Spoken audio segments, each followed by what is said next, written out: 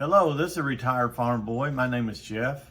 I appreciate you tuning into today's video because I think it's a very important topic to discuss and to know going into retirement. Also, I want to encourage you to click on the link at the end of this video that will take you to a recent video I put out of my first 2 years in retirement, and is it as I expected? So I think you will enjoy that one as well. So choosing the right day to retire. Boy, that sounds so easy, but to me, it's one of the toughest and most difficult decisions that you can make. It's very important to determine if you're going to have a successful and just a wonderful retirement. You need to put a lot of research into it, a lot of thought. I've got some points that I want to go over today that will help you make those decisions or things that you need to take into consideration to choose that right day. Something I also want to add to this is I don't think it's wise to go into retirement with a mindset that you may have to go back to work. Number one, that's a negative mindset to begin with, but I also think that it sort of may indicate that you haven't done enough research to determine, if you're ready or not. And something else and I think this is the biggest point of all to that, is once you get into retirement and you see how great it is, how good it is and can be, it would be very, very difficult to go back to work. In the first 6 months or so after you retire, you're going to probably doubt your decision. Not so much that you might be missing your work, but that's all you've ever done is work. So you don't know what to do with yourself for a while.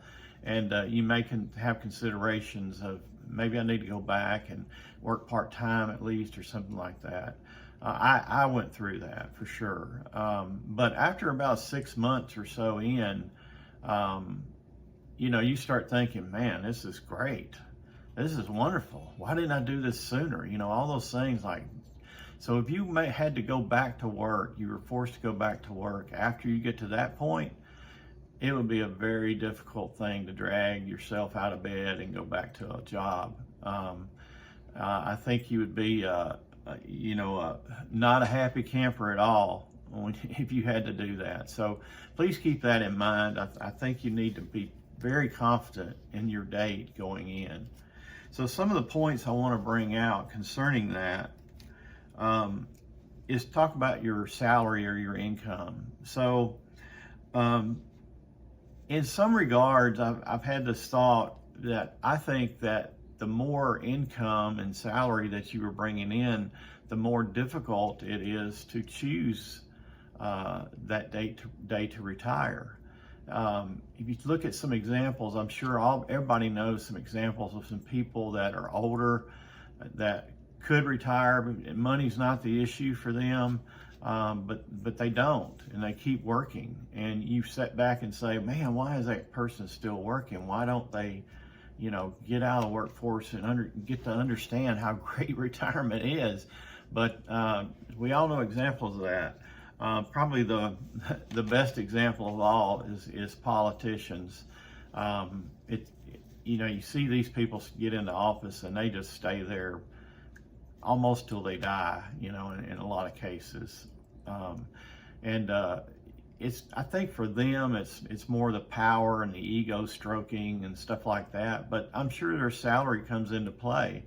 And, all the perks that goes along with their jobs. They can pretty much travel whenever they want to. They can pretty much attend all these different parties and celebrations. And, it's hard to leave that. So I do think that the more salary income that you have, the harder it might be to pick that date. The good thing with your salary, as far as replacing it, there is a good thing of talking about replacing your salary.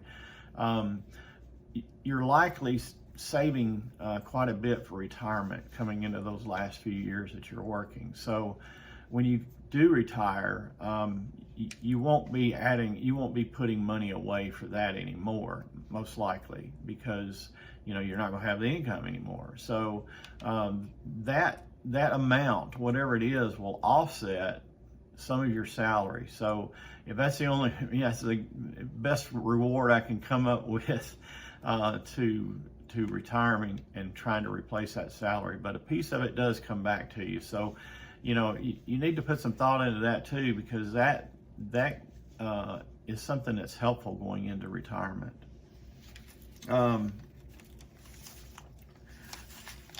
Another point I want to make, a couple of these next 2 points are really the same point. One is more short term and one is more long term. So you need to test your retirement lifestyle to see if it's feasible for you to retire at that day. And on a short term basis, I'm talking about things that you may plan to do more of when you retire, and you just need to allow for those in your planning. A more basic and simple one is eating out. You may, probably everyone, and it seems like nobody cooks at home anymore, so everybody eats out more than they used to traditionally in families, for sure. So, but you may want to choose to eat out more, to meet friends that's retired as well, or go out with your family and do things with them more. And eating out can add up very quickly. We all know that with inflation the way it is and everything is so high. It takes $10 or more to eat at McDonald's these days. It's pretty crazy. So you need to take that into consideration if that's something that you plan to do more of. Another one is hobbies. Now this one here, again, it's one of those things that can sneak up on you if you don't watch it. So make sure you allow for these kind of things. An example might be golf. So if you want to take up the game of golf or start playing more when you retire, you got to take into consideration the clubs, the shirts and pants that you might use, the shoes, all the things that comes along with looking good on the golf course, of course with golf balls as well. But also the bigger thing is probably the green fees. Now, around where I live in Middle Tennessee, there's a course or two that you can play for $20, a round of golf for $20, but that's the only one I know of around here that can do that. Most of them are upwards of $40, $50 or more. So if you retire and you want to do more of your hobby, golf as my example here, you probably want to play more than once a week if you're wanting to get any better at it or get good at it.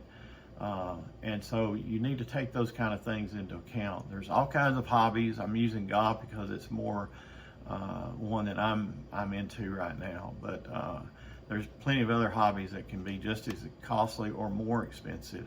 So take all those things into account. Another thing that, and I sort of think this is a good thing, honestly, but a lot of people want to do a lavish vacation when they retire, sort of, celebrate the next phase of their life. And I think that's a good thing. I don't think there's anything wrong with that at all. But just plan for it, because again, everything needs to be thought of, because once you retire, you won't have that income, and it's going to be harder to make up for things that you forgot or missed out on. So just be prepared. Now I want to talk about some of the future expenses or long-term expenses of retirement that you should probably think about. We talked about a lavish vacation or celebration for when you retire, but there's probably many things on your bucket list that you want to do. So be sure you take all that into account. Now, you can spread these out over years. Obviously, you can't do them. You don't want to do them all at one time, but you need to plan accordingly to when those things are going to fall into play and when you'll need that money, because these are usually bigger ticket items. Another one is just big dollar general maintenance that might hit you. A new roof, can run you $20,000 or more for a decent sized house. So, that's just something that you can't really plan for it as much, but you need to make sure you have a little bit of buffer in your budget to make sure that you could cover things like that if you needed to. Vehicles, this is a big one. When we talk about retirement, we're talking about, 20, 30 years possibly. Well, cars don't last that long usually. So, you got to take into consideration, you may have to buy a vehicle or two, if not more, in your retirement. So you got to keep those kind of things in perspective. And then things like a plumbing leak, some kind of situation like that with your home. I mean, they don't occur often, as an example, using that as my example, but when they do, they're usually very damaging to your home. So, you got to keep in mind that things like that, trees needing to be trimmed in your yard, that stuff can add up rather quickly. So other variables that obviously come into play when you're choosing your retirement date that I haven't really talked about yet, and one of those is your health. I mean, some people will need to retire based on their health, and I emphasize with those people because that's a tough way to go in, because you may not be prepared, but you have no choice, and so that's a tough one. Another one, and the one that really was it for me mostly, was burnout. I worked 37 years in the IT industry, and that's a constant changing industry, and it got to the point where I was just burned out. I was tired of having to retool every 2 or 3 years, and learn something new. So it finally got to the point of like, wow, I've had enough of this. I don't even want to learn another computer language or anything going forward. So that's another one. A tough one too is being forced out of the workforce. This obviously will make you pick your date, if you don't decide to go get another job.